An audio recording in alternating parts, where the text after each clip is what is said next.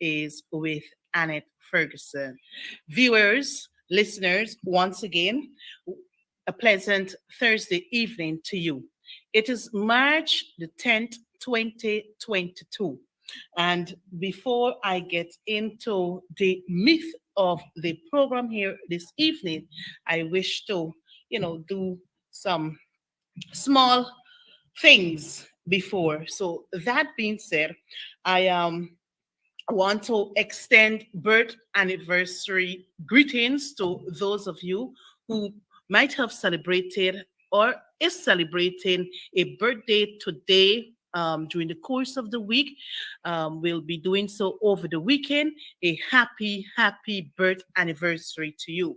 And I wish you God's richest blessings for good health, strength, and continued life. Also, for those of you celebrating a wedding anniversary, whether early in the week, today, yesterday, over the weekend, tomorrow, let me take this opportunity with my team here. It is what it is to extend happy, happy wedding anniversary greetings to you. And I wish God's continuous blessings upon your marriage. May the two grow to love, respect, and cherish each other.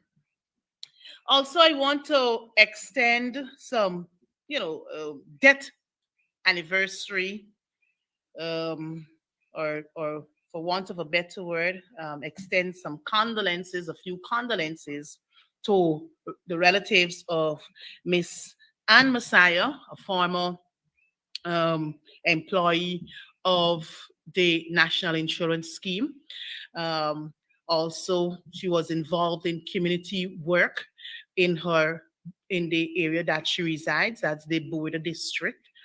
She was also a an advocate in politics, in her own little way. She was also a member of the women's arm of the TUC there, the Women Auxiliary Committee, I think it is. Um, Also a member of the Brigham Cathedral. So this earlier today, we had the funeral service at the Brigham Cathedral. Tomorrow, she will be cremated. So, on my own personal behalf and that of my mom and family, we wish to extend our deepest sympathy to the relatives and friends of the late Anne Messiah. Also, um, sad announcement to announce the passing of Mr. Arnold Granville, a businessman, a community advocate there in his region. This is region number 2. Mr. Granville passed away peacefully, I think night before the last, a renowned businessman in the on the Essequibo coast there. So again, on my personal behalf and that of my colleagues at the People's National Congress Reform, we would like to extend our sincere condolences to Mr. Grenville's sorrowing relatives. Mr. Joseph Holder, a renowned and one of Guyana's finest engineer. Yes, Joseph Holder. He died a few days ago. I think his funeral is expected to be on Saturday at the memorial site there in the cemetery here in Georgetown. Mr. Holder was very much involved in the construction of the Demerara Harbor Bridge, that links the East Bank corridor to Region 3, Region 2, and all the other connected regions that you can use. And that bridge was constructed some 40, about 43 years ago. 43 years ago. And Mr. Holder was very much involved in its construction. It is something that was built by our late founder leader, and also Guyana's first executive president, the late Lyndon Forbes Sampson Burnham. Many people don't like to hear this particular name, Forbes Sampson Burnham, but we must be able to give credit where credit is due. Many things that are standing around the city of Georgetown or the outskirts of Georgetown was as a result of his involvement. Lyndon Forbes Sampson Burnham. So, to the sorrowing relatives and friends of the late Joseph Holder, he was also a former employee of the Ministry of Public Works. He was also, I think, after retirement, he was involved in many in consultancy services where he gave, his expertise in many other areas, many other infrastructure here in Guyana. We can also attribute his contributions to them, right? So may their souls rest in peace and may they rise in eternal glory. Thank you very much. Getting out of the way, I also want to take this opportunity in reminding parents, guardians, uh, whoever you are, that continuous registration started on Monday last. This is Monday, March the 7th, 2022. And it goes until May the 29th, 2022. So for those young ones who will be um, 14 years on or before October 2022, they can get registered in this phase. I'm going to repeat. For those young people who will attain the age of 14 years on or before October of 2022, they can get registered. So I want to encourage parents, teachers, guardians, aunts, uncles, whomever you be, grandparents, please ensure that we get those little ones registered, the eligible ones. Also, for those persons who registered during the house to house registration process in 2019, remember that process ceased sometime in August of 2019. So for those persons who were first-time registrants, and you're eligible to be registered or you were registered, that period of registration, according to GCOM, they have canceled that. So what we have been saying is that for those persons who were registered during 2019 registration, you please ensure you go out and get registered. First time registrants, I'm speaking to. Also, it is easy. The process is very easy, and I'll deal with the process in a few. But for those persons, a married woman who now wants to carry her husband's name, she too, or they too, can get, do the changes during this period. If you've lost your ID card, you can also have the replacement done during this period. If you have moved from one district to another district, you can also do a change of address during this period. So all that is required for this entire process for those who are first-time registrants is that you just produce your birth certificate or a valid passport. I repeat, a birth certificate or a valid passport. For the married woman, all she has to produce is a copy of her, but she must walk with the original of her marriage certificate, right? So the process is very simple. It will take you less than an hour to complete this entire process.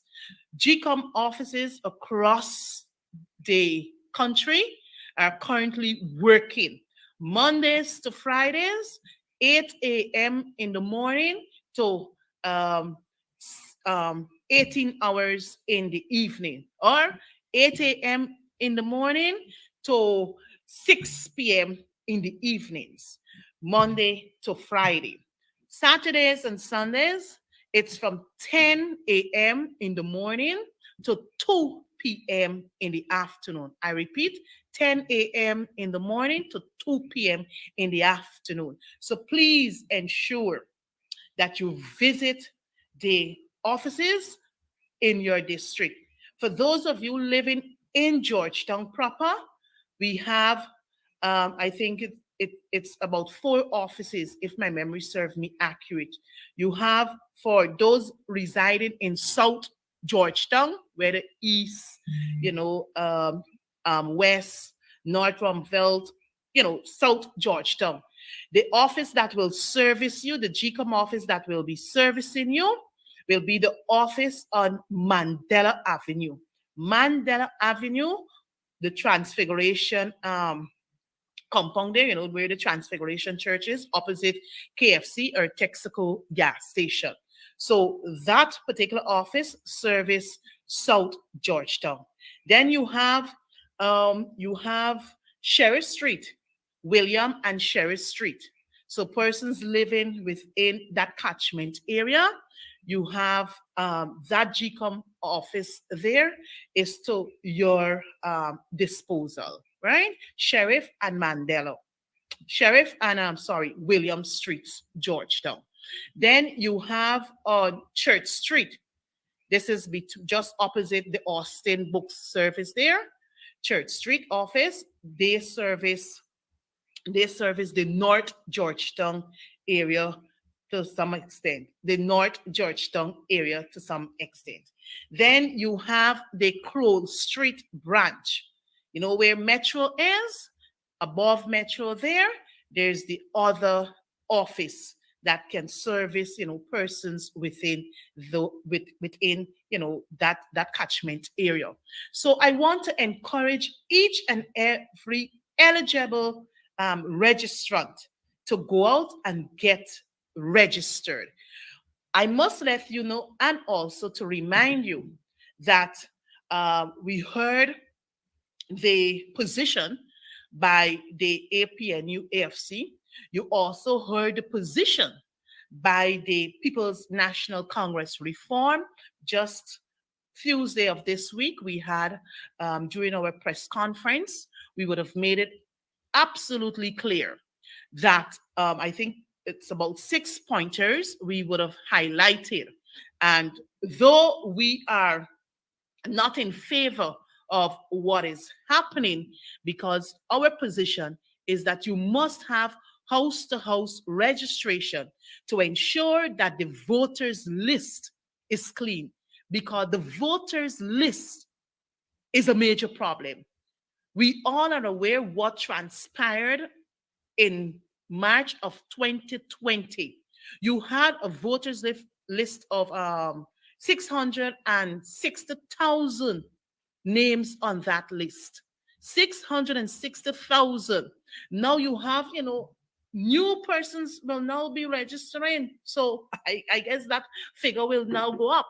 So with a house-to-house registration, it allows for those persons who are currently not in Guyana, not resident in Guyana, for their names to be, expunged from the list. And also for those persons who might have passed on or transitioned into the other life, for their names too to be expunged from the list. But I must reiterate the position, of the People's National Congress Reform and also the APNU, AFC, or the coalition. We have said quite clearly that house-to-house registration must be a must. But what is currently happening with the continuous registration, we have, started to encourage persons to go out and get registered, right? So I trust that I've made myself clear, and I, guess for future programs, or programs that like these, we will continue to educate and enlighten you and to remind you about the continuous registration and all that is required. And um, as I'm on this, for those persons who are living, whether in Ling Avenue, in East Rumveld, West Rumveld, um, wherever in that area, and you're having difficulty, you don't have a birth certificate, we have the PNC office just between on Front Road between Trench Road and Pineapple Street. There you can come and we can assist you. I usually be there, and if persons need assistance, I have absolutely no difficulty in guiding you through the steps and helping you to complete the entire process. Or you can take the office number 225-9200. 225-9200. I usually be there from Monday, Wednesday, and Friday from 10 a.m. to about 5 p.m. But I will not be there tomorrow, right? So even if you want to reach out to me, feel free to, hit me a line or two on Facebook and I can guide you accordingly. So, that being said, moving on, I also want to remind you, my brothers and sisters, COVID-19 is very much alive in this nation. COVID-19 ain't gone nowhere. So I see people navigating around this place as though COVID is free. Again, is free of COVID, but that ain't true. COVID is still live and live in this nation. But the onus is on us as individuals to be responsible because we have an irresponsible government. People who can't manage, people who perhaps don't know where their head is from their shoulders, people who are incompetent, people who are inept. They're all misfits and they're not getting it right. They haven't got it right since 2020 after being installed in government. The figure today for the death toll alone, the number of cases to date, 63,090. 63,090. When they took office, it was 474 cases. Now it is 63,090 cases here in Guyana. The death toll now stands at 1,224. These are not my figures. The figures are there. 1,224 when they took office on the 2nd of August, not when they were installed on August 2nd, 2020, the number of deaths was just 21. 2-1. Now the figure stands at 1,224. So my brothers and sisters, all that we will continue to say to you is to exercise care and caution. Wear your mask, continue to wash your hands regularly, or in some cases, you sanitize it regularly, and maintain your 6 feet apart. COVID is real. It ain't got face, it ain't got race, it ain't got age, it ain't got, it is REAL. So I want to encourage all of us to exercise care and caution. So just before I invite my guest in, I must, let you know that there are many issues facing us as Guyanese. The cost of living is high. And as I'm on that, I must let you know that emotion standing in my name is before the National Assembly to deal with the high cost of living. And I think on my next program, I will share the substance in what the motion is seeking to address. So for next week's program, I will share, what the content of that motion speaks to. The high cost of living continues to affect Guyanese, and we know that the People's National Congress reform some weeks ago issued through its press statement, not only issue, but also made, sound proposals and recommendations how this installed regime should be able to deal with the high cost of living here in Guyana. But you think they care? They don't care. They don't care, Guyanese. They have no interest in ensuring your lives are better. They have no interest in ensuring that your health is taken care of. They have no interest in ensuring that you are protected from the hands of banditry. They have no interest in ensuring that our roadways, our public offices, whether schools, the working environment, and all the other areas that we will congregate for public services are properly secured or safe for you, the end users. No, they have no such interest. So I'm saying to you, just today, we saw what transpired in region number 6, and my guest and we will be, discussing that with the rice farmers. The sugar industry, we got issues. The housing industry, and housing, I got a lot to say about housing because the corruption stinks at housing. And who suffers? It's the poor class of people. So all that you're hearing about 50,000 house lots, it will not be a reality. And I will show you how, and I will tell you how in a subsequent program. But all of these things that we continue to hear being parroted by this government, it is not in the interest of Guyanese, but it is in the interest of their friends, their cronies, and their cabals. Because hotels wouldn't be able to transform your life.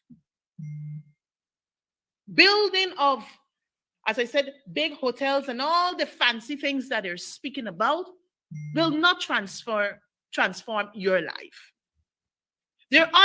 What the government should be doing is to sit with stakeholders, because we recognize that they ain't got the depth, they don't have the capacity to deal with issues in a prioritized way. And they need help, but they're ashamed to ask us in the opposition because we know how to fix it. If it took us less than 5 years to transform the infrastructure in this nation, it tells you the type of persons you had governing this nation. If we had the issues of electricity solved to some extent between 2015 and 2020, what does that say? The APNU, we got the playbook and we know how to fix things in this country. If we could have moved the old age pension from 13,000 to 20,500 when we left office, what does that say? We improved public servant salary from 39,000 for something was the minimum wage. When we left government, it was $70,000. What does that tell you? So the APNU, AFC, we have the medicine. We have the solution to fix the problems in this country. But the issues, they're magnanimous. But, as time progresses and in other future programs. We will continue to, you know, dissect and flesh out and show you what we would have inherited as a coalition government, how we were able to remedy the problems, and where we are post August 2nd, 2020. It's no longer progressing. We have already retrogressed, and not one step backwards, many steps backwards. Our country is in chaos. Our country is in serious, serious trouble. But I know we have prayer warriors who continue to pray for the hands of God to move across this nation, and He will. So I will now make way for our guest, but before doing so, I would like for the operator for us to play the intro, and then I will come in back and bring my guest in for this evening's program.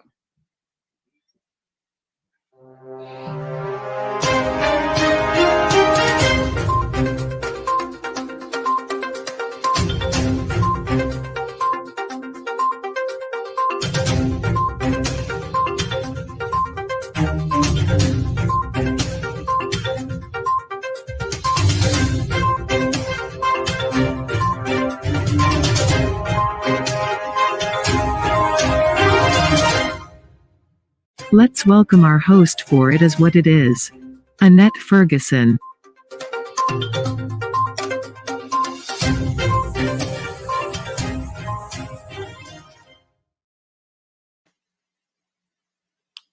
Thank you, viewers, for your patience, and welcome back to the program. It is what it is. Well, this evening, my topic, or our topic, will be it's on the screen there, Region 6 in crisis.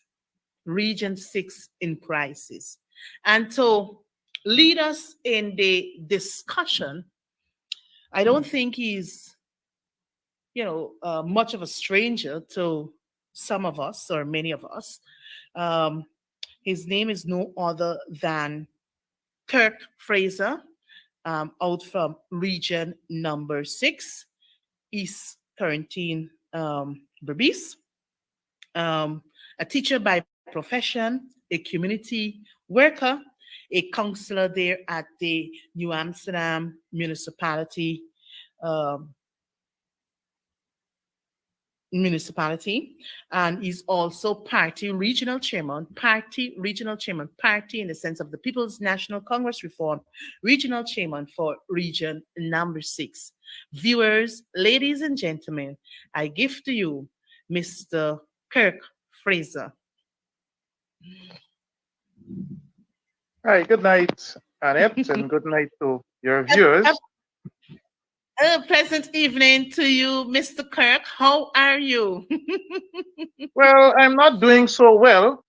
When my people are suffering, it brings great discomfort to me as a person who interacts with the people on a daily basis.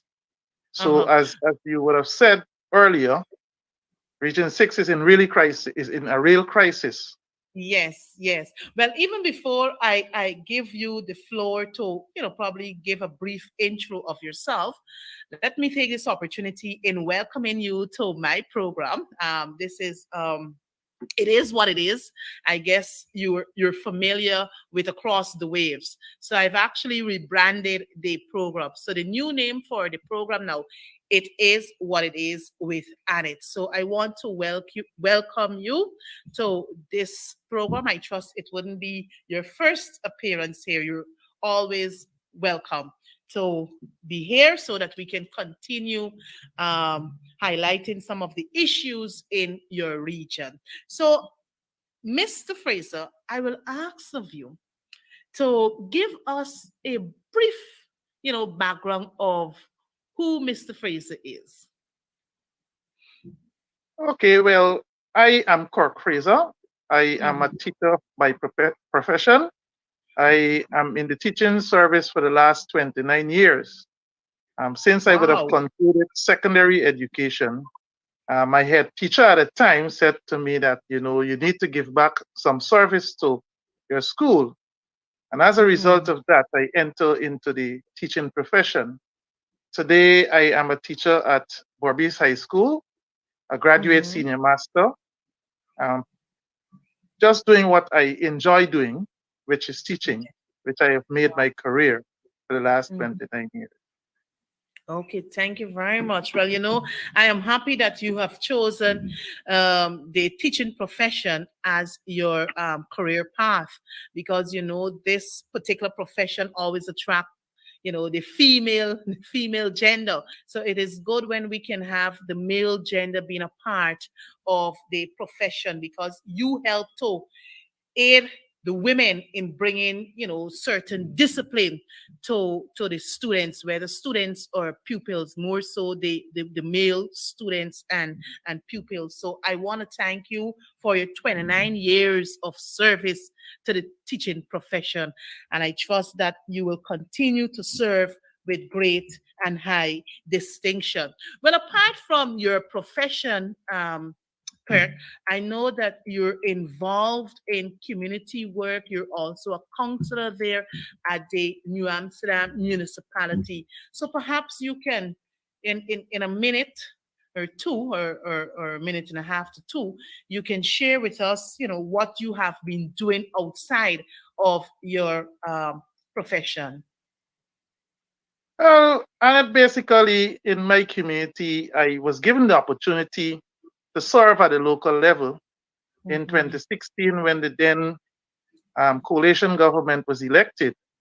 You know that there was an absence of the local government system for over 20 years. And as a Mhm. result of the coalition government in 2016, I was elected a councillor at the municipality of New Amsterdam, which I find very interesting and I feel very comfortable in providing the necessary service and leadership to the town of New Amsterdam. You know, Mhm. Borbis is termed the ancient county, and the Mhm. municipality of New Amsterdam is the oldest municipality throughout Guyana. So I find it a privilege serving the citizens of New Amsterdam, and by extension, the entire region number 6, which I would Okay. normally do community work across the length Mhm. and breadth of Region 6, from Siparuta all the way to Mara on the East Bank. Wow, wow. But I know, Kirk, though you are a counselor and New Amsterdam being the town, I'm fully aware that counselors would have like a specific constituency assigned to them. So, you can share with our listeners and viewers where your boundary lies there in region number 6. Though I know Well, from what, time to time you would go out, outside of your boundary to give support to other counselors, but specifically to you, where does your boundary begins and where it ends? well, basically, I operate from the northern end of the tongue. That is the Mm-hmm. canal that is between Vrijmenzorving and Smithfield. From Mm-hmm. Vrijmenzorving all the way to 49th Stanley tongue, right? Okay. Mm-hmm. Yeah. Yes, and that is on the eastern half of the tongue. That is Eastern House. constituency 3, in which Mm-hmm. I am a part of. But outside of that, my task is wide and varied because I don't see myself having boundaries in the tongue Mm-hmm. because Mm-hmm. the demand for my service is momentous. Wow. I know. And Kirk, as a local representative working on the ground, I guess engaging with your constituents. I know that a number of reports, a number of complaints, a number of challenges that the constituencies face. I know for a fact that they would from time to time report such to you. So, can you say to us what are some of the problems faced by your constituents? And how were you able Yes. to have these issues addressed? Well, Annette, as you know, when we were in government, um, we had challenges, but those challenges were overcome. We overcame Mhm. those challenges as a result of direct support from the Yes. government of the day, as a result of us making the necessary representation. There was Mhm. issue in terms of water, supply of water, in terms of garbage disposal, in terms of infrastructure, Mhm. roads, Mhm. bridges, etc. We had those challenges. We were able to overcome those challenges as a result of the support of the government of the day. In New Mhm. Amsterdam, per se, we were able to get areas that were completely neglected. I want to tell you, completely neglected um, in a wide scale. For example, there is a community by the name of Angais Avenue. Oh yes. Mhm. That community housed a large portion of our population, but was completely neglected by the PPP government in its 20 odd years in government. When we Mhm. came into government, we were able to, because I can recall a man invited me to the community, and it was Christmas time. And when I went into the community, mud was reaching me all the way to my knee. And I Wow. am 6'3", 6 feet 3 inches person. So you can tell the level of mud and the discomfort that those persons were experiencing in those communities. And right away, I was able to get on to Minister Bulkan at the time, who was responsible for communities, and he would have made lots of investment in that community. Persons Mhm. would have thanked us because all the main streets leading to the community, we had them done with asphalt concrete, and even some of the minor roads. They also experienced the problem of water supply, and we were able to get the then CEO of Guy Walk, Comrade Richards Van West Charles, to ensure that the entire area, I could remember persons visiting the area, and persons have to dig a hole and they have to put the bucket in the hole just to get water. And children had to be attending school. They had to wake up very early to fetch water and all of that. And we were able to put in a complete water network in that area, that people receive water on the upper flat of their building, you know. Mhm. So Yes. the entire area saw a renewed energy. It looked like a brand new area. So Mhm. persons in those areas were very thankful for what the coalition government would have done in terms of making them or improving their standard of living in those communities. Yes, yes, wow. Well, we must give kudos to the coalition government. And what I do recall, Kirk, is that in 2019, late 2019, the then government through the Central Housing and Planning Authority, we were able to distribute in excess of 200, I'm going to stress on the figure, 200 titles to residents who would have resided in the Angois Avenue for over 50 years. So 50 years after, these people actually were able to receive their titles, the ownership to the lands that they lived on for 50 years.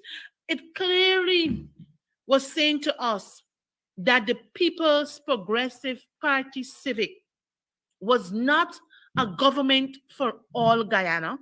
Now they're practicing and promoting this one Guyana, but we know that it is a farce.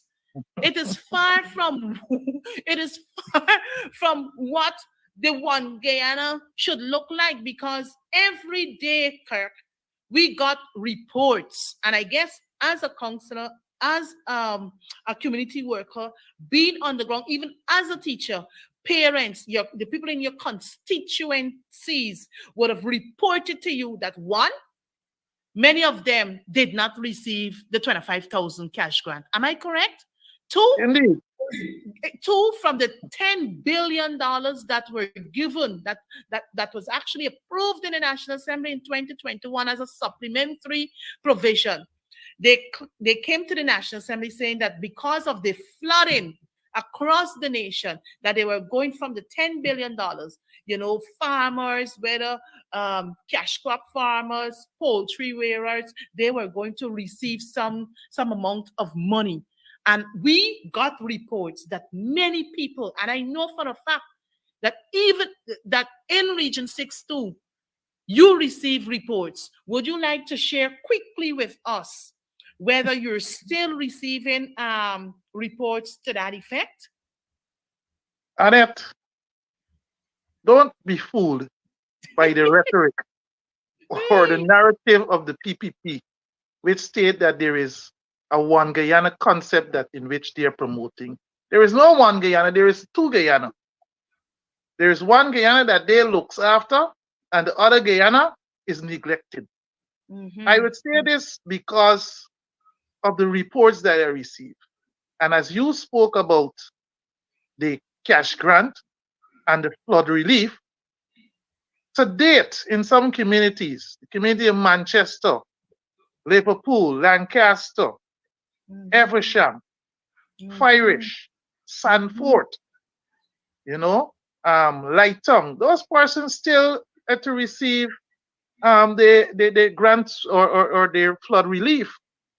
Baracaro is the worst because they did not even visit. Not one farmer in that community was a beneficiary of the money that was allocated for the relief of the farmers. The people in there are punishing as a result of that because they lose completely everything. I don't know if persons ever went to Baracaro, but Baracaro is a riverine community. And once there is heavy rainfall, that entire community goes down. So persons are in despair at this time, thinking as to how would they get things to restart their life. And as a result of that, no one would have ever visited. Representation was made at the region pertaining to these persons who did not receive. Nothing was done. The chairman said that they would have been carrying out an investigation for some corrupt practices. Well, we know before the investigation even started that nothing would have come out of it. Exactly. And as a result of that, people continue to suffer. It's very difficult. And why I said we are having a two Guyana, work are being completed in some communities, and some communities are neglected.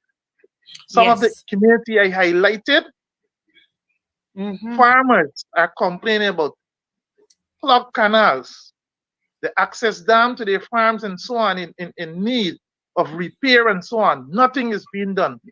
Persons would have made representation at the regional level. Our councillors are making representation, but to no avail. Nothing is being done to help those persons. So that is why we're having a two Guyana. And I could remember former President David Granger said that we need to remove this two Guyana, and we have a Guyana which every person feels comfortable of living and striving to reach its true potential.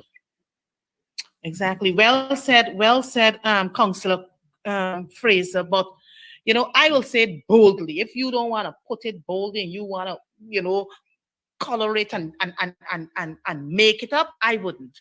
These areas that you've alluded to, Firish, Manchester, Angois Avenue, Baracaro, 99% of the population in these areas are Afro-Guyanese. They're Afro-Guyanese viewers and listeners, 99%.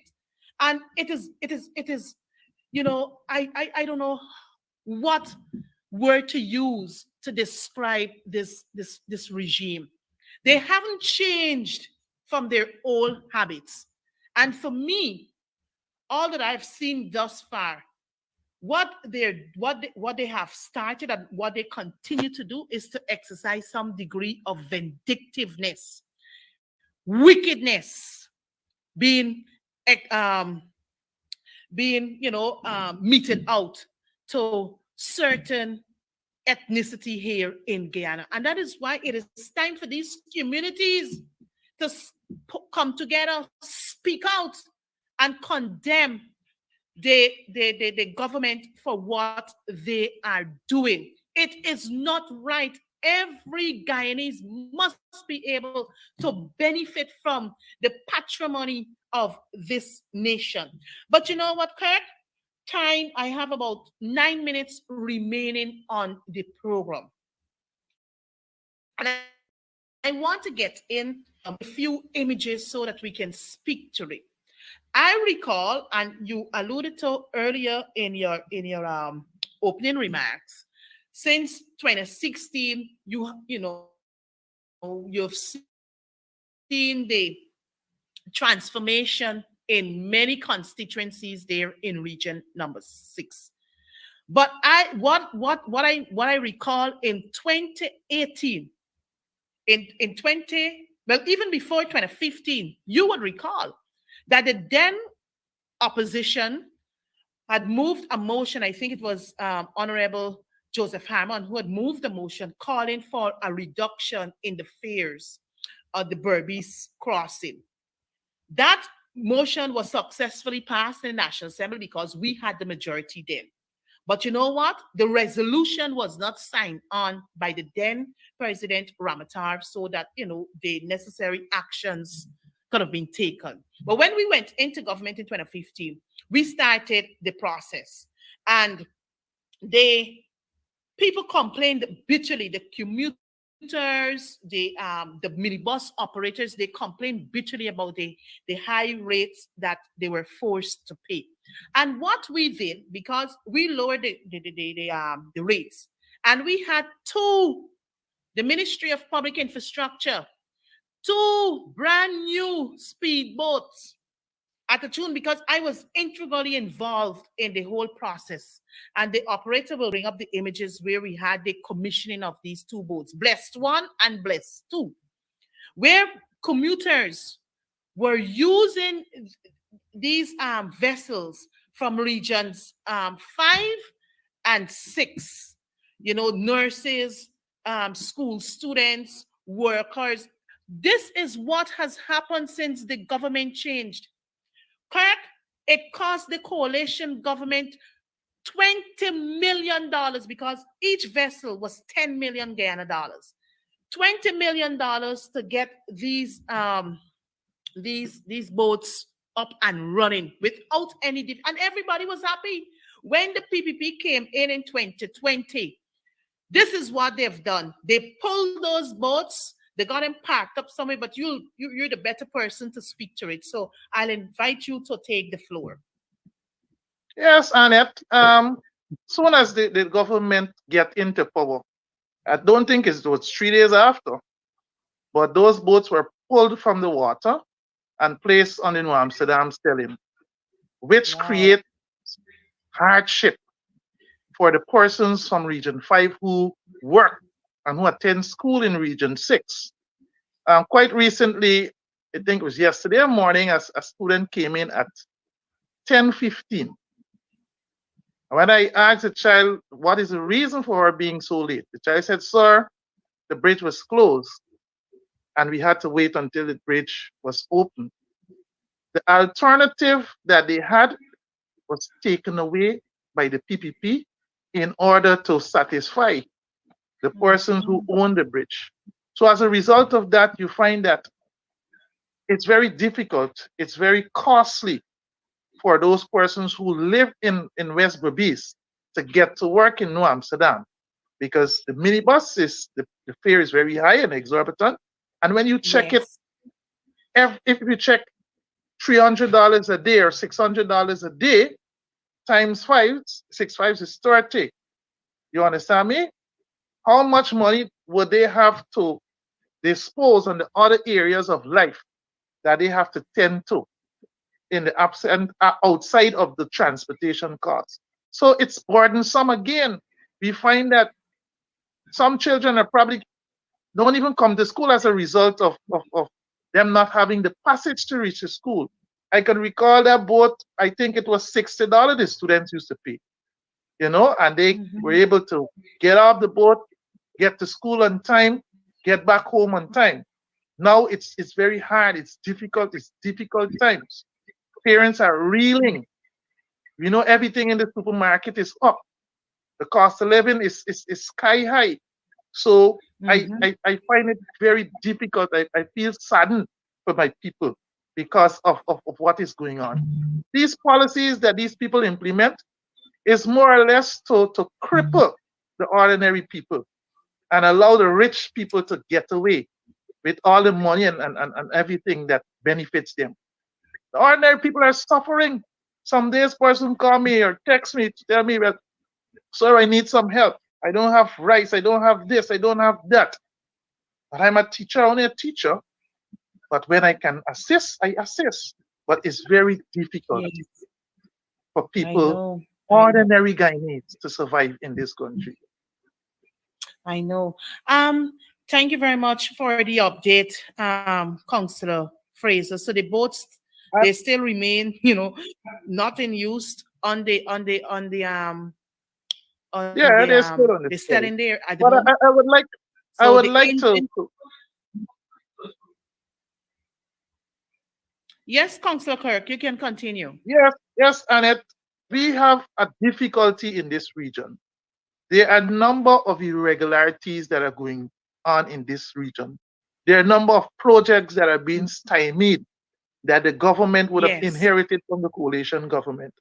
For example, our government, when we were in office, had recognized that the maternity ward at the New Amsterdam Hospital was too small to accommodate the number of persons giving birth to children at that hospital. Our government was able to ink a contract and build a new building that would house 112 patients at one time. I talking about pregnant women. That project was completed since 2019, and to date, nothing. Wow. It is left there. Persons are not utilizing it, and persons are having the same problems at the New Amsterdam Hospital because of cramped conditions in the small maternity ward. I see this as total wickedness, and I see this as a means of not trying to make persons' life better as a result of these actions. If we should go to Burnham Park, another project whereby we having the construction of a synthetic track there that is limping along the way. Nothing much is being done, and I'm saying if taxpayers' money is being used to do these projects, they should be fully implemented. They should be completed so that we can develop our human resource. I don't know, when we don't have these things, our children, our sportsmen and women have to go overseas. We will make effort. Why can't we not use wisdom to ensure that these projects are completed so that the people of this country can benefit? If the people money is being spent, it's not the PPP money is being spent. They're behaving like to complete the project is the PPP money. It's not the PPP money, it's our money, it's taxpayers' money. But I believe because it wasn't their concept, they want to show that the project would fail. But what I know for sure, that we will be taking some action shortly to force the government to complete those projects that they left incomplete. Well, thank you very much, Councillor Fraser, and I'm happy that you and also, with your colleagues and the people there in the region, take the appropriate actions, call out the government, stand up and demand that these projects be completed in good stead, because as you rightfully put, at the end of it, it is the taxpayers' money that are funding these projects. And by right, taxpayers must see, they would want to see the end of these projects so that they can commence using these projects these amenities. And as you rightfully put, once it is not theirs, this is what they continue to do. Abandon everything. We've seen what they've done with the David G buses. We Yeah. saw what they've done with the David G boats, you know, and you know, and it's sad. It is very, very sad. And I can point to other projects that they have, on the back burner. At the end of the day, who suffers? It is the People. taxpayers. But you know what? Time has caught up on But Annie, us. just let me make this last point. Yes. East And, Bank of and you can Borby. and you can also wrap up, when you finish making that Yeah. point. The East Yes. Bank of Borbis Mm-hmm. from a village called Kadrat. I've Mm-hmm. never had potable water. We would Wow. have included that area from Kadrat all the way to Platank, all the way to Mara to have potable water. Persons would have never experienced potable water coming to their residence for their entire lifetime. Persons are 80 something and have never experienced that. We would have put Wow. that in place. We also tried to do the electrification program from Kadrat all the way to Platanko. And these are mixed community, you know? And we Mm-hmm. would have, the phase in which we would have completed those projects, it still remain the same.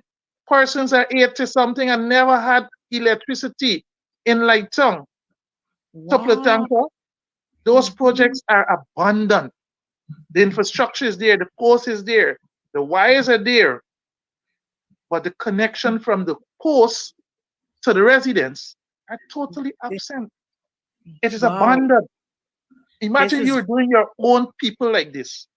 Huh? You gotta be Mhm. a tyrant to behave like this. And then we speak about and we spew the one Guyana, the one Con- Guyana thing concept or whatsoever they want to call it. But I see Mhm. it as a myth. I see it as downright farce. I see it as not more but mere talks. Because all the Mhm. policies emanating from the government show that there is a two Guyana. And we need to enlighten people. Don't bother with this foolishness that they coming wrong spewing. There is two Guyana, Mhm. you know? Mhm. And in Yeah. my wrapping up statement, I would like to see, and I know that the best choice for Guyana moving forward is the coalition, the APNU AFC government. Without them, I think Guyanese are bound to doom in this country. As one of them would Mhm. have said, persons would have to run.